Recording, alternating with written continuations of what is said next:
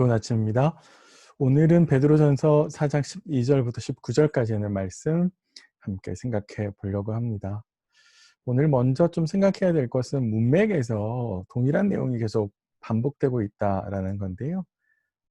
베드로전서 4장 12절 19절에도 오늘 본문에도 고난에 대해서 계속 권면을 하고 있는데, 사실 앞에서 계속해서 고난에 대해서 어떤 태도를 지녀야 될 것인가 라고 하는 지점에 있어서 베드로가 계속 권면을 했었습니다. 그런데 문맥을 생각해 보면 약간의 초점이 다르다라고 하는 것을 알 수 있습니다. 첫 번째 3장 13절부터 12절까지 있는 고난은 예수님의 예를 통해서 고난을 행하는 것 자체가, 고난 중에도 선을 행하는 것 자체가 굉장히 복되다라고 하는 것을 증명하면서 이야기를 한 거고요. 4장 1절부터 11절에 있는 예문은 고난을 통해서 죄를 범하지 않는 것. 그래서 첫 번째 이야기했던 것과는 반대 방향으로 이야기를 하고 있고, 오늘 본문은 비슷한 이야기를 하고 있지만 초점 자체가 첫 번째가 그리스도의 예를 통해서 증명한 것이라면, 오늘 본문은 하나님의 심판이 있을 것이기 때문에 우리가 고난 중에도 선을 행해야 됩니다 라고 하는 이야기를 하고 있습니다. 그래서 고난에 대한 이야기가 똑같은 이야기를 계속해서 베드로가 반복하는 것처럼 보이지만 실제로는 약간의 초점이 달라지고 있다라고 하는 점 기억하시면서 오늘 본문을 좀 들어가 보면 좋겠습니다. 오늘 본문은요, 크게 세 가지를 생각할 수 있는데요. 첫 번째는 고난에 대해서 바른 태도를 가져야 됩니다라고 이야기하는 부분이고, 두 번째는 왜 그렇게 바른 태도를 가져야 됩니까? 이유를 제시하는 부분이고, 세 번째는 이 내용들을 정리하면서 결국에 창조주 하나님을 의지하십시오, 이렇게 마무리를 하는 단락, 이렇게 세 개로 크게 구분할 수 있습니다. 조금 자세히 살펴볼까요? 첫 번째 우리가 생각해야 될 건 뭐냐면, 고난에 대해서 바른 태도를 가지는 겁니다. 베드로는 우리에게 고난이 우리에게 왔을 때 이상하게 여기지 말고, 좀 더 정확하게 말하면 놀라지 말고, 하나님을 믿는데 이런 고난이 온단 말이야? 고난이 오면 안 되는 거 아닌가? 하나님 믿으면 고난 없이 살 수 있는 거 아닌가? 아니요, 그렇지 않죠. 그리스도인이라고 해서 고난이 없는 것이 아니라 그리스도인은 하나님의 능력으로 고난을 이겨내는 사람들입니다. 그렇기 때문에 즐거워하라라고 이야기를 하는 것이죠. 사실 이 말은 베드로가 앞에서 계속해서 한 이야기를 다른 말로 표현하고 있는데, 하나님의 고난에 동참함으로써, 주님의 고난에 동참함으로써 주님과 동일한 길을 가고 있고 내가 주님의 제자라서 살고 있구나라고 하는 것을 고난을 통해서 확인하는 것이기 때문에 우리가 즐거워할 수 있죠. 그러면서 베드로는 우리에게 악을 악으로 갚지 말고 악을 선으로 갚으라 그랬는데, 그러한 것들이 사실은 하나님께 영광을 돌릴 수 있게 되는 것이죠.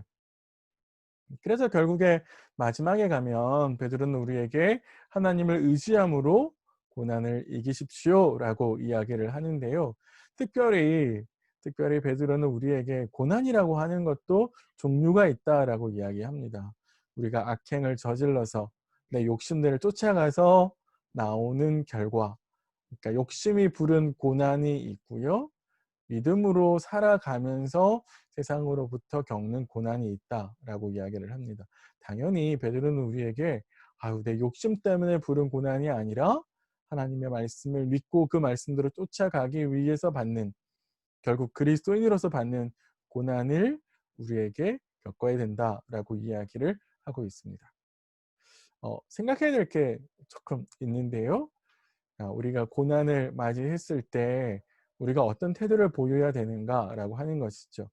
사실 고난이 오면 불평하기 쉽죠. 원망하기 쉽습니다. 내가 이러려고 예수를 믿나? 내가 이러려고 신앙생활 했나? 왜 나만 이런 고난을 겪지? 이렇게 불평과 원망하는 것 대신에 사실 필요한 것은 고난을 통해서 하나님을 이루려고 하시는 의도이고, 그리고 그 하나님의 의도를 찾고 하나님의 능력을 의지하면서 이겨나가려고 하는 기도가 우리에게 필요합니다. 즉각적으로 불평하고 원망하는 것 대신에 즉각적으로 무릎을 꿇고, 하나님, 이 고난을 통해서 제게 이루려고 하시는 게 무엇입니까? 제가 어떻게 이 고난을 이겨낼 수 있습니까? 이렇게 기도하는 게 우리에게 필요합니다. 두 번째는요, 고난이라고 하는 것은 우리에게 그저 아픔의 시간이 아니라 주님의 가신 그 십자가의 길에 동행하는 것이고 그리고 동참하는 것이라고 베드로는 우리에게 이야기를 합니다. 제자라는 사람들은 주님이 가신 십자가의 길을 십자가를 지고 쫓아가는 사람들이죠. 바로 우리가 고난에 적절히 반응함으로써 악을 악으로 이기는 것이 아니라 악을 선으로 이기면서 그렇게 하면 우리가 주님의 고난에 동참 또 동행하는 것이다라고 이야기를 합니다. 우리가 고난을 통해서 주님이 가신 길을 동참할 수 있다라고 하는 것 예, 기억하시고요. 그래서 결국에 지금 내 삶에 어떤 고난이 있는지, 내 삶에 어떤 어려움이 있는지 한번 생각해 보시고 이걸 어떻게 이길 것인가? 베드로는 하나님을 의지하라고 이야기를 하는데 우리가 함께 말씀을 보고 기도하면서 지금 극복해야 할 고난이 어떤 것인지 어떤 모습인지 한번 찾아보시는 것도 좋을 것 같고요. 그 반면에 내가 욕심 때문에 욕심이 불러서 결국에 내가 어 욕심의 결과로서 내게 있는 고난은 또 어떤 것인지, 그래서 내가 포기해야 될 욕심, 내려놓아야 될 욕심은 또 어떤 것이 있는지 한번 생각해 보셨으면 좋겠습니다. 오늘 본문 두 번째 이해해야 될 것은 고난에 대해서 바른 태도를 가져야 되는 이유가 뭐냐라고 이야기를 하는 건데요. 결국에 하나님께서 심판하신다라고 하는 것으로 초점을 맞춥니다. 하나님은 당신의 말씀을 잘 듣고 순종하는 자들은 구원하시겠지만 그러나 말씀에 순종하지 아니하는 자들은 심판하시겠다라고 이야기를 합니다. 이것은 뭐예요? 하나님께서 결국에 행위 보응하시는 것이죠. 선을 행하는 자들에게는 좋은 결과를 주시겠지만 악을 행하는 자들에게는 심판하시는 것이 하나님의 행위 보응의 원리입니다. 그런 점에 있어서 우리에게 베드로는 기뻐하면서 즐거워하면서 주님이 가신 그 고난의 길에 동참하라고 권면을 했습니다. 우리가 생각해야 될 것은 바른 태도가 내가 하나님의 성도라고 하는 것을 증명한다라고 하는 점에 있습니다. 교회를 다닌다고 해서 내가 성도다라고 하는 걸 증명할 수 있는 건 아니고요. 사람들은 그렇게 생각할 수 있죠. 혹은 예배드리는 것으로 증명하려고 할 수 있지만 그러나 실제로 우리 삶 속에 우리 일상에서 내가 바르게 태도를 가지는 것, 그래서 의도를 찾고 하나님께 기도함으로써 계속해서 지속적으로 선을 행함으로써 나아가는 것, 그것이 바로 내가 성도라고 하는 것을 증명할 수 있다라는 점 생각해 보십시오. 두 번째요. 고난은 고난으로 끝나는 것이 아니라 이제 하나님의 심판이 시작됐다라고 하는 알람과 같습니다.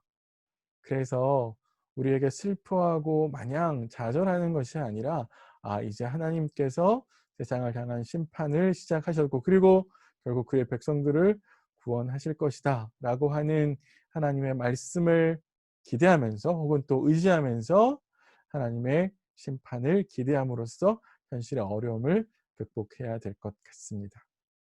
오늘 말씀을 한마디로 정리하면 이렇게 정리할 수 있을 것 같은데요. 오늘 고난에 참여함으로 즐거워하십시오. 그러면 그날에 주님이 오시는 그날에 진짜로 우리가 즐거워하고 기뻐할 수 있습니다.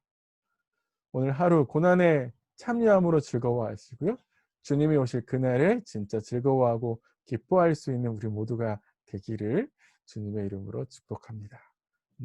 저는 내일 아침에 다시 여러분들을 찾아뵙겠습니다. 오늘 하루도 복된 하루 되십시오.